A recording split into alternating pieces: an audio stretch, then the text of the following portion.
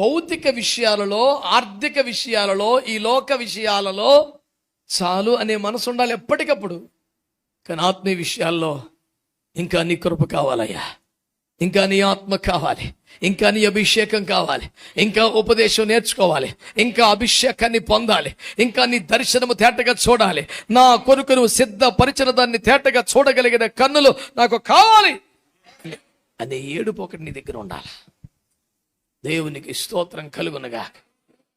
హల్లెలూయా. మోషేని గమనించిన ఎన్నిసార్లు ఎన్ని రకాలుగా, సర్లే నిన్ను బట్టి వాళ్ళందరినీ క్షమించేస్తాను అన్నప్పుడే సాటిస్ఫై అయిపోవాలి. సర్లే నీ ఏడుపు చూడలేక నీతో వస్తానులే పద అన్నప్పుడు సాటిస్ఫై అయిపోవాలి. నీ ముఖమును చూపించమంటే వీపును చూపించినప్పుడు సాటిస్ఫై అయిపోవాలి. ఎక్కడికక్కడే ఒప్పుకుంటున్నాడు, అయిపోగానే అయ్యా మరి నెక్స్ట్ చాలు అన్నది పెట్టుకోలేదు బిడ్డలారా.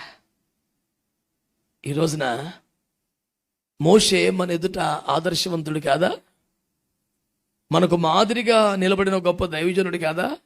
ఆయనే చాలదు ప్రభువా ఇంకా నీ కృప కావాలంటుంటే మనం పొందింది ఎంత, మనం సాధించింది ఎంత?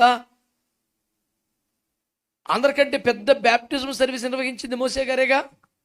1 కొరింథీ 10:1 ప్రకారం వారందరూ మేఘములోను సముద్రములోను బాప్తిస్మము పొందిరి అన్నాడుగా. మరి వాళ్ళందరూ బాప్తిస్మం పొందిరండి. ఎంతమంది? సుమారు 30-40 లక్షల మంది. ఒక్క రాత్రి 30 లక్షల మందికి బాప్తిస్మం ఇచ్చిన దైవజనుడు ప్రపంచంలో ఉన్నాడు సార్. మోషే గారు చాలు హ్యాపీగా చచ్చిపోవాలి అసలు.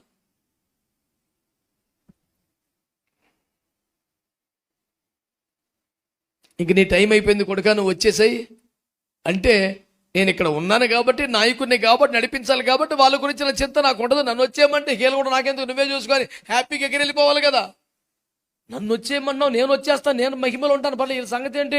వీళ్ళకి ఒక నాయకుడు కావాలి, వీళ్ళకి సమర్థుడు కావాలి, వచ్చిపోయేవాడు కావాలి. అమ్మో నన్ను అటు గబుక్కు తీసుకోగయ్యో, ఇక్కడ సరైన ఒకరిని పెట్టాలి. నీకు ఎందుకురా, నువ్వు వెళ్ళిపోతావు కదా, వాళ్ళు కూడా నీకెందుకు? అమ్మో వాళ్ళు బాగుండాలి నాయన. దేవుడే సరిపెడుతున్నా సరే చాలదనే వ్యక్తులు బైబిల్లో మనకు కనబడుతుంటే, దేవుడు ప్రోత్సహిస్తున్న దైవజనుడు సహకారంగా ఉంటున్నా చాలు అని సరిపెట్టుకునే పద్ధతి మనలో ఉంటే ఎలాగూ దేవుని ఆశీర్వాదాలు పొందగలం మనం. ఈ రోజుతో నేను కోరుకునేది ఒకటే, ఆత్మీయ జీవితాలకి సంబంధించిన అనవసరమైన సంతృప్తి మనకు ఉండకూడదు. చాలు అని దాన్ని తీసేయి. ఈ ప్రతిష్ట చాలదు, ఈ సమర్పణ చాలదు, ఈ పరిశుద్ధత చాలదు, ఈ అభిషేకం చాలదు, నేను ఇంకా పొందాలి. ఆ కసి, ఆ భారం నీలోకి వస్తే నీ ప్రార్థనా సమయం పెరుగుద్ది.